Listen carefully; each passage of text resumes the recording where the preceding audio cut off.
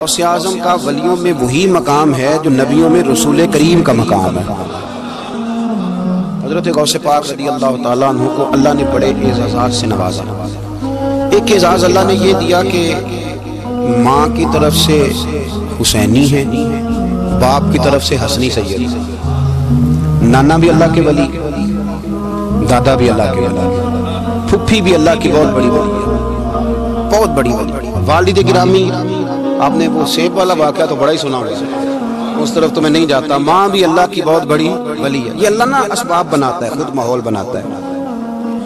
آپ کے جو والد گرامی تھے ان کا نام تھا ابو صالح سید موسیٰ جنگی دوست رحمت اللہ علیہ۔ بادشاہ کے کچھ سپاہی تھے جو مٹکے اٹھا کے جا رہے تھے، اور مٹکے تھے شراب کے بھرے ہوئے، مٹکے اٹھا کے جا رہے تھے۔ حضرت سید محمد موسیٰ جنگی دوست رحمت اللہ علیہ بھی قریب سے گزرے۔ یہ کیا بھائی؟ بدبو سے سمجھ تو گئے، تصدیق کے لیے پوچھا کیا ہے؟ انہوں نے کہا جناب یہ بادشاہ کا سامان لے کے جا رہے ہیں۔ آپ تو جھنڈے والی گاڑی کو ویسے نہیں نہ پوچھ سکتے، سوال ہی نہیں پیدا ہوتا۔ آپ چونکہ جمہوری لوگ ہیں، آپ نے تو بس دفتر بنانا ہے، جب الیکشن ہوگا نا اپنے دروازے کے سامنے سارے محلے سے لڑائی لینی ہے کہ ووٹ میرے آکے دیں۔ پھر ٹھیک 1.5 مہینے کے بعد سجدہ صاف بھی کر جاتے ہیں، بندہ غلط سی میں نے پتہ ہی نہیں لگا۔ تو یہ پہلے سوچنا تو تھوڑا سا ایسے ہی بلا وجہ الیکشن تو روز کبھی کبھی آئے گا، تو ہم نے ایک جگہ تو روز رہنا، ایک دوسرے سے جھگڑے کرنا اور معاذ اللہ تعالیٰ غیبتیں کرنا، عزتیں اچھالنا، یہ مسلمان کا شیوا نہیں ہے۔ حضرت غوث پاک کے والد نے پوچھا کیا لے کے جا رہے ہیں؟ بادشاہ کا سامان ہے جی۔ ہاتھ میں ڈنڈا تھا، 3 مٹکے تھے شراب کے بھرے ہوئے، زور سے ایک ایک ڈنڈا مٹکوں پہ مارا تو مٹکے ان کے سروں پہ ٹوٹ گئے۔ بادشاہ سلامت، ہم سارے تقریباً بادشاہ سلامت ہوتے ہیں، یہ کسی کی جرت ہے مطلب میرے گھر کے معاملے میں داخل کرے؟ پھر بادشاہ لوگوں نے جا کے بڑی غیبتیں کی، بڑی بڑی کہانیاں سنائی۔ اس نے تو توڑ دیے جی مٹکے آپ کے، نے کوئی حال نہیں چھوڑا۔ تو بادشاہ کہنے لگا بلاؤ سید موسیٰ پاک جنگی دوست رحمت اللہ علیہ کو بلا لیا۔ تو کہنے لگے بادشاہ تمہیں پتہ تھا مٹکے کس کے ہیں؟ آپ فرمانے لگے پتہ تھا مجھے۔ کہا کیوں توڑے؟ فرمایا اس لیے توڑے کہ مجھے تیرے اوپر رحم آ گیا تھا، وہ اگر شراب پیے گا تو دوزخ میں جلے گا، مجھے رحم آیا تھا میں نے توڑ ڈالے۔ تو کہنے لگا آپ کون ہیں؟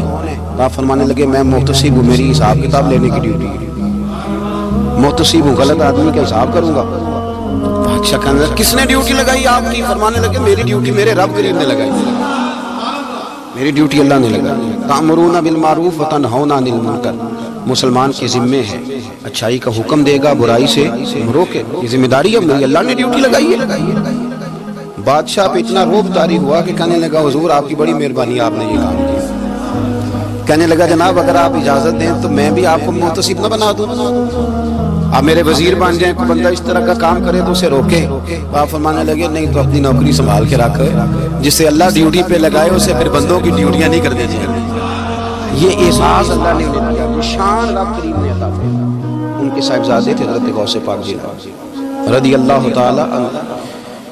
اللہ تعالیٰ نے جب کسی شخص سے کام لینا ہوتا ہے تو اللہ اس کے لیے اسباب بھی خود ہی پیدا کر دیتا ہے۔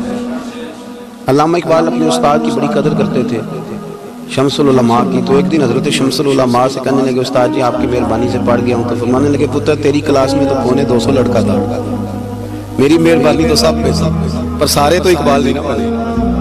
فرمانے لگے تیرے اندر بھی خوبی تھی، اس کی وجہ سے اللہ نے تجھے یہ اعزاز، کوئی تھی کوئی چیز تیرے اندر۔ اللہ تعالیٰ جب کسی بندے کو نوازتا ہے نا، بندہ بھی محنت کرتا ہے لیکن اس کی محنت سے زیادہ اللہ کے فضل کا دخل ہوتا ہے۔ تو بندے کئی دفعہ کہنے لگ جاتے ہیں بڑی مشقت کی، بڑی محنت کی، کچھ بھی نہیں ہوتا، زیادہ اللہ کے فضل کا انحصار ہوتا ہے، اور رب جیسے چاہتا ہے ویسے فیصلے۔ آپ فرماتے ہیں کہ میں چھوٹا سا تھا، والد انتقال کر گئے، والدہ تھی میری اور ہم 2 بھائی تھے۔ فرماتے ہیں بچے کھیلنے کے لیے نکلے تو میں بھی ان کے پیچھے کھیلنے نکل گیا۔ ایک بیل بچوں کے قابو آ گیا، تو بچوں کے قابو کو چیز آ جائے تو پھر وہ اس کا جو حال ہوتا ہے وہ تو ہمیں پتہ ہی، ہم سارے بچے رہ چکے ہیں۔ تو کہتے ہیں وہ بیل قابو آ گیا، اس کے کان چھیڑتا، کوئی اس کی دم چھیڑتا، کوئی اس کے سینگ چھیڑتا، کوئی کسی جگہ سے اسے تنگ کرتا۔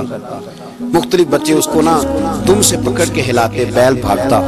حضور غوث پاک فرماتے میں بھی آگے بڑھا، اور میں نے جب اس کی دم پکڑ کے ہلائی تو بیل نے میری طرف منہ کیا اور کہنے لگا عبدالقادر تو نانا ایسے کر، بول کے کہنے لگا تو نانا ایسے کر، تجھے رب نے ان کاموں کے لیے پیدا نہیں فرمایا۔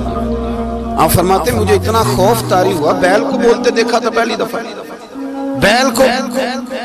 اب میرے سنی کو بھی دلیلوں کی ضرورت ہوتی ہے، دلیل نہ دیں، کسی بزرگ کی بات سنائیں تو سنی بھی تھوڑا تھوڑا دائیں بائیں دیکھتا ہے۔ یہ شور ایسا ہوا ہے، پروپیگنڈا ایسا ہے۔ میں حدیث پاک سنا دیتا ہوں۔ رسول کریم صلی اللہ تعالیٰ علیہ وآلہ وسلم فرماتے ہیں ایک شخص نے بیل پہ سواری کرنی تھی۔ بیل سواری کے لیے نہیں پیدا کیا، سواری کے لیے اونٹ ہیں، خچر ہیں، گھوڑے ہیں، گدھے ہیں، بیل کھیتی باڑی کے لیے۔ اس شخص نے جب بیل پہ سواری کی تو بیل پیچھے مڑ کے دیکھنے لگا اور کہنے لگا یار تو بڑا بیوقوف بول، کہنے لگا مجھے اللہ نے سواری کے لیے نہیں پیدا کیا، میرے سے وہ کام لے جس لیے میں پیدا کیا گیا ہوں۔ تو بندہ ڈر گیا، کہنے لگا بڑی حیرانگی والی بات نہیں کہ بیل بولتا ہے، تو بیل پھر بول پڑا۔ کہنے لگا اس سے بھی زیادہ حیرانگی والی بات ہے۔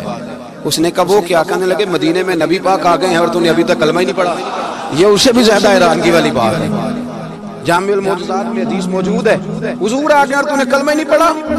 وہ شخص کہتا ہے میں سر پٹ دوڑا، جب آ کے سامنے کھڑا ہوا تو حضور مسکرائے، فرمایا آ جا پڑھ لے کلمہ، مجھے پتا ہے تجھے کس نے بھیجا ہے۔ اللہ والوں کی باتیں مان لیا کریں، میں بڑی ذمہ داری سے کہتا ہوں رب کریم کے کوئی بندوں کی بات کتاب و سنت کے خلاف نہیں ہوتی، وہی تو کتاب و سنت آگے پہنچانے والے ہوتے ہیں۔ تو حضور غوث پاک فرماتے ہیں میں وہ ڈر کے گھر آیا، جب گھر پہنچا تو میرے کانوں میں آواز آ رہی تھی لبیک اللہم لبیک لبیک لا شریک لک لبیک۔ فرماتے ہیں میں چھت پہ چڑھا اور میں نے جیلان میں اپنی چھت پہ کھڑے ہو کے دیکھا تو حج کے دن تھے، میری سیدھی نظر میدان عرفات پہ گئی، لوگ میدان عرفات میں بیٹھ کے لبیک لبیک پڑھ رہے تھے۔ پہلے میں وہاں سے ڈر کے آیا، پھر چھت سے ڈر کے نیچے اترا، ماں کو ساری بات بتائی تو کہتی ہے میری ماں کہنے لگی بیٹے جب تو پیدا ہونے والا تھا تو مجھے بڑی بشارت ملی۔ فرماتے ہیں ماں نے نا کھولا بکسا صندوق تو 80 دینار نکالے، فرمایا پتر تم دو بھائی ہو اور تمہارا باپ کل جاگیری 80 دینار چھوڑ گیا، 80 40 تمہارے 40 تمہارے بھائی کے۔ فرمایا بیٹا ایک بات کا خیال رکھنا، میں عورت ہوں، تمہارا باپ کوئی نہیں، بھائی چھوٹا ہے، میں پیچھے نہیں آ سکتا، یہ 40 دینار لے جا، جا بغداد چلا جا کے تعلیم حاصل کر، بیٹے میں پہنچ نہیں سکتی، خیال رکھنا۔ غوث پاک فرماتے ہیں 12 سال میں نے تعلیم حاصل کی یارو، میں نے پتے بھی کھائے اور خود آپ کا فرمان موجود ہے، فرماتے ہیں ایسی سختیاں بھی دیکھیں، ایسی سختیاں بھی دیکھیں کہ پتھروں اور پہاڑوں پہ گزرتی تو شاید پگھل جاتے، لیکن میں نے اپنے نبی کا دین پڑھا۔ اب تو پیر کے گھر میں جو پیدا ہوتا ہے وہ علم لدنی والا ہوتا ہے، میں تو صاحب پتر ہے، وہ خدا کے بندے صبر کر۔ اگر غوث پاک حسنی حسینی سید ہو کے باقاعدہ پھٹی پہ بیٹھ کے پڑھتے ہیں، تو کس پیر کا مرید ہو گیا جسے علم ہی کوئی نہیں، جو جاہل آدمی ہے؟ یہ ضروری ہے، علوم دینیاں ضروری ہیں، اس کے بغیر کام نہیں چلتا۔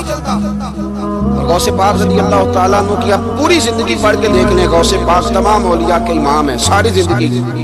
غوث اعظم سے کسی نے پوچھا آپ نے سب سے زیادہ دین کا کام کس طرح کیا، تو فرماتے ہیں تقریر کے ذریعے۔ اب تقریر کرنے والا مولوی ہوتا ہے اور تویز دینے والا، سبحان اللہ۔ غوث پاک رضی اللہ تعالیٰ عنہ فرماتے ہیں میں نے دین کا سارا کام کس ذریعے سے کیا ہے، ہفتے میں 3 جلسے کرتے تھے اور 70 ہزار کا مجمع ہوتا ہے اور بغیر لاؤڈ سپیکر کے تقریریں ہوتی ہیں، اور فرماتے ہیں جیسی سمجھ پہلے بندے کو آتی تھی ویسی آخری والے کو آتی تھی۔ لوگوں نے کہا حضور یہ کرم کیسے ہوا؟ فرمانے لگے میں نے جب تعلیم حاصل کر لی تو بولنا آتا ہی نہیں تھا، تو میں بڑا پریشان، ایک دن سو گیا تو خواب میں رسول کریم کا دیدار نصیب ہوا۔ فرمایا تیری تو باز کیا کر، تیرے باز سے لوگوں کو فائدہ ہوگا۔ یا رسول اللہ میں اجمی بندہ ہوں، لوگوں کے سامنے کیسے بات کروں گا؟ تو حضور نے فرمایا منہ کھول نہ ذرا۔ کہتے میں نے منہ کھولا تو محبوب نے 7 دفعہ لعاب دہن ڈالا میرے منہ میں۔ آپ فرماتے ہیں پھر بولتا میں تھا، اثر کوئی اور پیدا کرتا۔